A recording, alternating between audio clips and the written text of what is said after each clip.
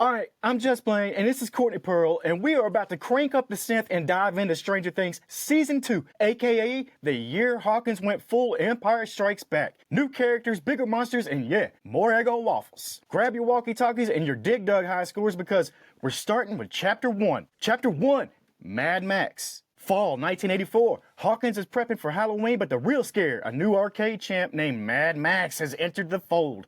Max Mayfield, our rad California skater girl, and her psycho stepbrother Billy. Meanwhile, Hopper investigates rotting pumpkins and we'll start seeing visions of a giant shadow monster.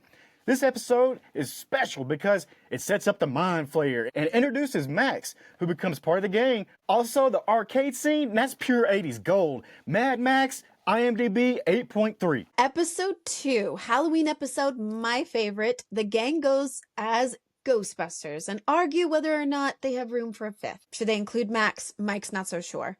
Flashback to 11 playing Karana and surviving off of squirrels rescued by Hopper. He is not dad of the year, makes promises he can't keep, and crops are dying all over Hawkins. Nancy gets wild drunk and Steve's hair is on point. That's Chapter 2, Trick or Treat Freak. IMDb's rating is 8.0. Let's get to Chapter 3, The Pollywog. IMDb 8.1. Dustin finds a weird creature in the trash can and names it Dart because feeding it candy bars is totally safe, right? Meanwhile, 11 grows restless, hiding out with Hopper. This episode matters because Dart isn't just a pet, he's a Demodog in training. And Dustin's bond with Dart, it's like every 80s kid who thought their pet was magical until it eats their cat. Don't give it water. Episode 4, Joyce and Hopper make a house-sized puzzle of Hawkins. Hopper calls 11 a B-R-A-T, brat. Oh! She finds her mom. Dustin's pet Demogorgon kills his cat. Nancy gets closer to Jonathan. That's Chapter 4, Will the Wise, and the 8.2 on IMDb. That episode was like The Exorcist meets Firestarter. I hope somebody got that reference. Chapter 5, Dig Dug. Nancy and Jonathan team up with Murray Bowman, the ultimate 80s conspiracy theorist, to expose Hawkins' lab. Meanwhile, Hopper gets trapped in the tunnels and 11 searches for her mother. This episode is special in all kinds of ways because it blows the lid off of the lab cover-up and expands 11's backstory. Also, Murray's bunker, that's straight out of a Cold War thriller. Episode 6, Nancy and Jonathan had sex? ?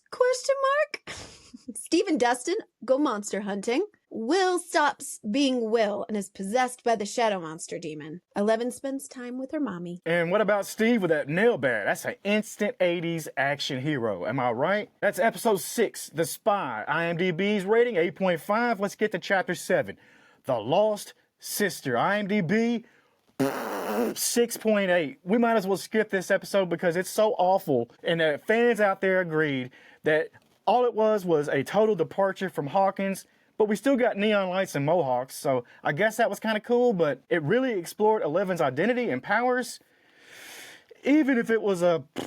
I honestly forgot that episode even existed. You should. Everybody should wipe that one from the existence because it's like Fonz jumped the shark, which would have only happened a couple years before this.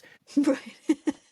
Episode 8, Showdown at the Science-y Lab. Bob was too pure for this world. Demodogs, apocalypse, Billy is a bigot and has a bad dad. Love bombing Will to bring him back to himself. And 11's punk rock return just in time. All that tension straight out of an Aliens film. That was the Mind Flayer in Chapter 8, 8.5 on IMDb. Takes us to Episode 9. Wait a minute. Stranger Things doesn't have 9 things an episode. This one does. Chapter 9 is called The Gate. IMDb's rating of an 8.4. 11 returns to close the gate in an epic showdown while the gang fights off the Demodogs. Will is finally freed from the Mind Flayer and Hawkins gets a temporary breather. This episode matters because it wraps this season with heart and heroicism. And that snowball dance. Pure John Hughes magic, am I right? And that's Season 2, bigger monsters, new faces, and enough neon lights to light up Hawkins and more. Next time we'll tackle Season 3 because nothing says summer like malls, fireworks, and Russian spies. Until then, keep your Eggo stash stocked and your nail bat handy.